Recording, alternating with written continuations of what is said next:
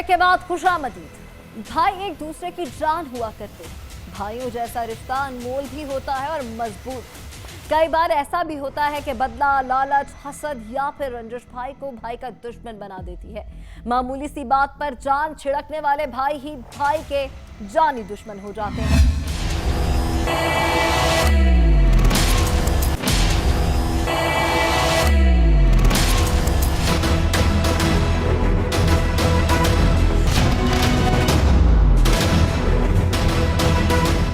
कसूर में एक दर्दनाक कत्ल का वाकया सामने आया है। सड़क पर एक नौजवान की खून में लथपथ लाश मौजूद थी। वरसा ने पुलिस थाने में रिपोर्ट लिखवाई कि इनके भाई को रास्ते में डकैती मज़ाहमत पर कत्ल किया गया है। पुलिस ने जाए वक़्वा का जायजा लिया तो कुछ और ही कहानी सामने आई। पुलिस की तफ्तीश में तस्वीर का कौन सा रुख सामने आया, कौन था कातिल। ये इलाका थाना राजा जंग में एक चंद दिन पहले एक कॉल चली कि डकैती विद मर्डर हो गया है। तो जब मैं मौके पे पहुंचा तो पता चला कि ये डकैती विद मर्डर नहीं है, ये इसको टारगेट किया गया है। तो जब हमने वकूए का जायज़ा लिया तो हमें इस बात का यकीन हो गया कि ये टारगेट किया गया है, कत्ल किया गया है। तो इस पर हमारे DPO साहब की हदायत पर और DSP साहब और मेरी सरबराही में एक टीम तश्कील दी गई, जिसने इसमें भरपूर मेहनत करके चंद दिन में इस मुकदमे को ट्रेस किया। जब ये मुकदमा ट्रेस हुआ तो इस बात का पता चला कि इसका कातिल उसका सगा भाई है। तो भाई ने ही भाई को कत्ल किया है, इसमें किसी और का कोई हाथ नहीं है। ये अपनी किसी रंजिश की वजह से इसने भाई ने भाई को कत्ल किया। यही बात सामने आई है कि ये जो इसका छोटा भाई है, इसमें इसके ख़िलाफ़ कोई रंजिश थी, ख़ानदानी रंजिश थी, वालदा के साथ या भाइयों के साथ या बहन के साथ इसके कोई अच्छा सलूक नहीं था। इसलिए इसने ये बता रहा है कि मैंने इसको कत्ल किया है। तो मुझे इस पर रंज था, दुख था। ये नशई भी है। तो नशई लोग जब नशे में होते हैं तो उनको इस बात की समझ नहीं आती कि वो क्या कर रहे हैं। तो इसी दुख में इसने अपने भाई को कत्ल कर दिया।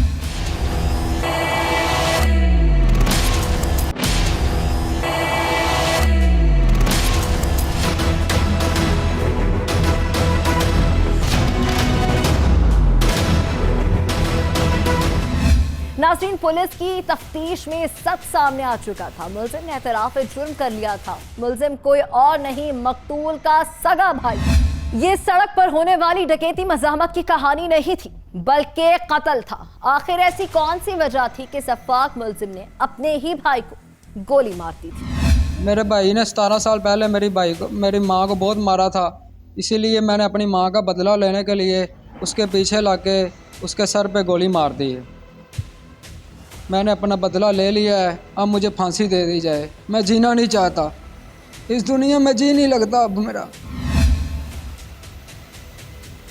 17 बरस पुरानी रंजिश का आज हुआ है खात्मा। संगदिल भाई ने 17 बरस पुराना बदला लिया है। सफाक मुलजिम आज हथकड़ियों में जकड़ा हुआ है। इस जल्लाद ने अपने ही भाई के खिलाफ 17 बरस से रंजिश पाल रखी थी। घरों में कई रंजिशें होती हैं जो वक्त की धूल में खत्म होती चली जाती हैं, मगर इस मुलजिम ने उसी रंजिश को नफरत का ऐसा लावा बना दिया जो वक्त के साथ साथ बढ़ता ही चला गया।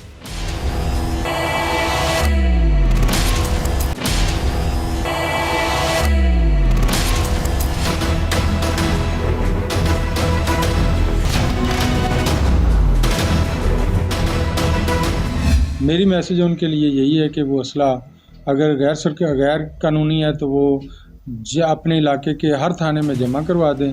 अगर कानूनी तौर पे रखा हुआ है तो वक्त ज़रूरत वो उसको इस्तेमाल करें।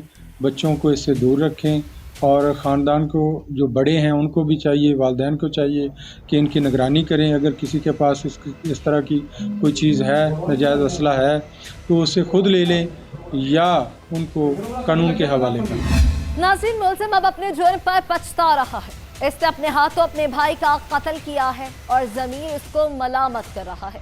तभी तो मुलजिम फांसी का मुतालबा कर रहा है। ऐसे संगदिल मुलजिम को सजा मिलनी चाहिए ताकि फिर कोई ऐसा घिनौना जुर्म ना कर सके। एक और कहानी का रुख करेंगे। घरों में घुसकर चोरी की वारदात करने के लिए चोर अमूमन कई तरह के तरीके अपनाते हैं। कभी सादालूक खवातीन को बेवकूफ़ बनाकर अपने जाल में फंसा लेते हैं और घर में दाखिल होकर सब कुछ लूट कर ले जाते हैं। कई बार तो ऐसा भी होता है कि पानी पीने या वॉशरूम जाने के बहाने भी नौसरबाज घर में दाखिल हो जाते हैं और घर का सफाया कर जाते हैं। ऐसे कई वाकयात सामने आ चुके हैं। पुलिस भी शहरियों को होशियार रहने के लिए आगाह करती रहती है, मगर शातिर चोर नित नए तरीकों से वारदात कर जाते हैं।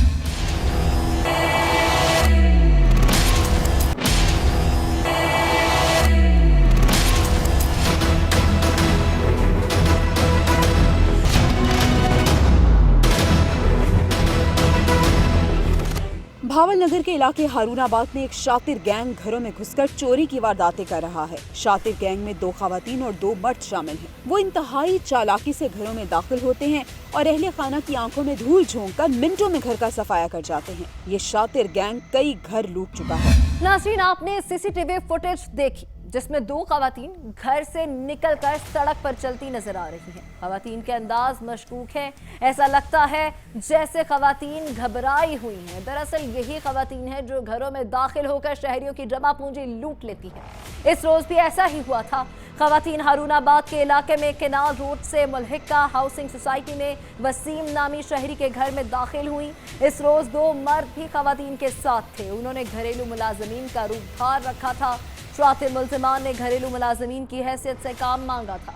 शहरी मोहम्मद वसीम ने खवातीन और मर्द को घर में बिठाया और इसकी बीवी घर आए मेहमानों के लिए चाय वगैरह लेने किचन में चली गई। मोहम्मद वसीम किसी काम से घर के ड्राइंग रूम में चला गया। चंद ही पल गुजरे थे कि मोहम्मद वसीम की बीवी ने चिल्लाना शुरू कर दिया। वसीम आया तो उसने देखा मर्द और खवातीन गायब थे। इसकी बीवी ने बताया कि अलमारी के दरवाजे टूटे हुए हैं और सामान बिखरा पड़ा है। ऐसा लगता है जैसे घर में चोरी की संगीन वारदात हो चुकी है।